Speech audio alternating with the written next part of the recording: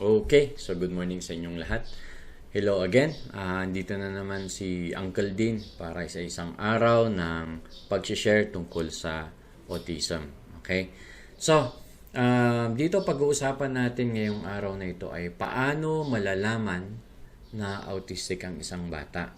So, actually, madaming sources ng lectures, informations, and experiences na nabasa, nakita at naranasan natin and i-share natin ngayon dito sa ating gagawing video.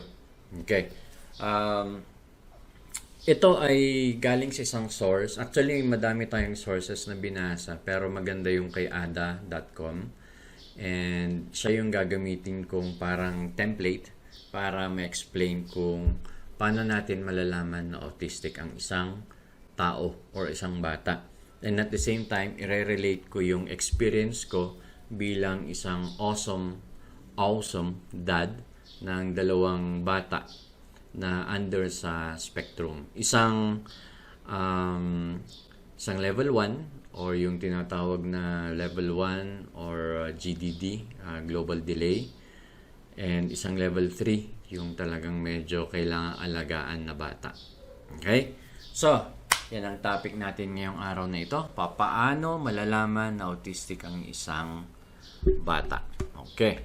So, autistic ba? Pag sinabi natin kasing autistic, o kumbaga in general, pag sinasabi nating autistic, meron silang problema sa communication. Okay? Hirap silang makipag-communicate sa kapwa-tao or kapwa-bata. May yung communicate na in a way na hindi makapagsalita or word per word or hindi nila alam kung paano express yung gusto nilang sasabihin.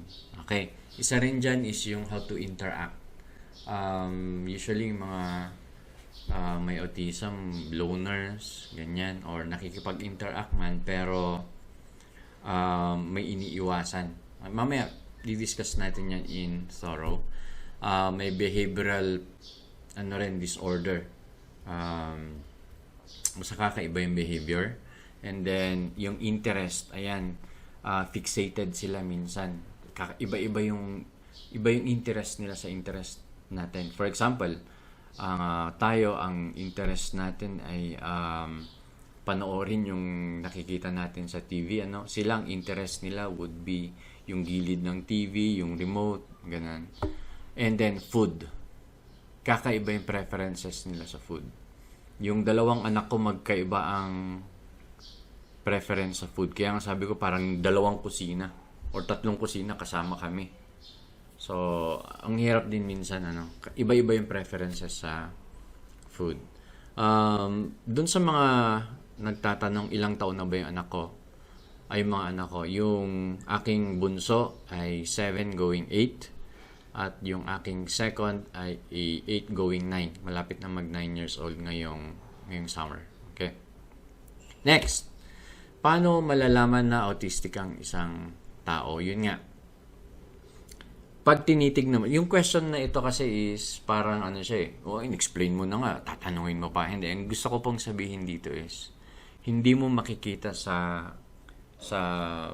personal o yung harap-harapan na autistic ang isang tao unless na i-observe mo siya or unless makita mo na magsalita or gumalaw. Kasi physically, normal silang tignan. Okay, so hindi mo talaga makikita na, autistic ba yan? Putsang gwapo-gwapong, ganda-ganda, ganun, di ba? Hindi Unless na makita mo na magsalita, gumalaw, doon mo makikita, ma-observe na, kakaiba pala yung batang ito. Baka may something, autism siguro ito or may mental disorder. Ganun. Okay.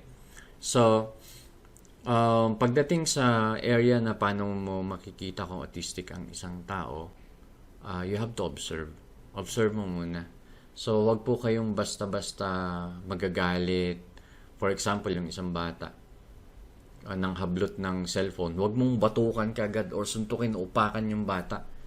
Kasi i-observe mo muna. Baka naman pagkakuha niya ng phone, hindi niya itatakbo. Ang gagawin niya is magkakalikot ng laruan ng online game, ganun, or titingin ng mga photos, ganun. So, i-observe muna. Doon mo makikita kung autistic ang isang tao. Next, paano mo malalaman kung autistic ang isang tao?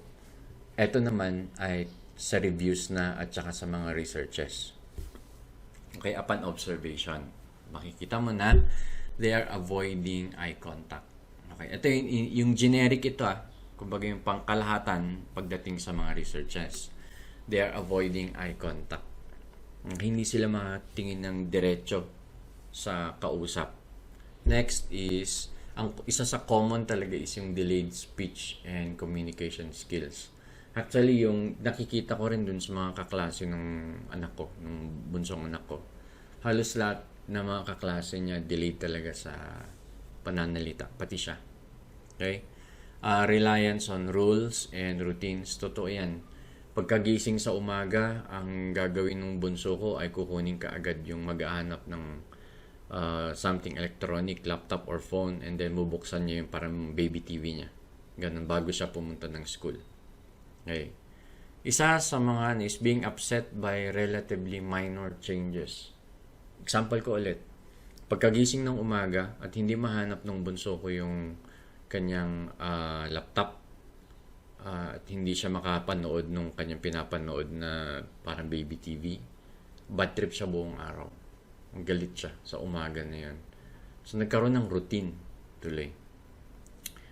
Next is unexpected reactions to sounds, taste, lights, touch, and smells. Sa sensory behavior, may explain natin yan na sanay sila sa routine ng senses nila. So, pag may bago doon, bigla silang naiirita.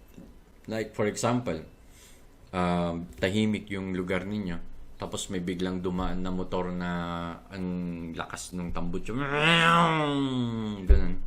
May bibigla yung mga bata. Okay? And difficulty understanding others' emotions. Ito, very obvious to pag makikita mo na lahat ng tao, like for example, very sad, umiiyak dahil kunyari may notayan sila or something. Makita mo yung taong may autistic, parang bakit? Wala lang. Kung masaya siya, masaya pa rin siya. Kung may ginagawa siya, ganun pa rin yung ginagawa niya. Okay, so pagdating sa emotions, parang hindi talaga nila nababasa kung ano yung nangyayari sa paligid. Kung meron man silang na-observe, parang curious lang sila, bakit ganun? Bakit sila umiiyak? Bakit sila tumatawa? Yan.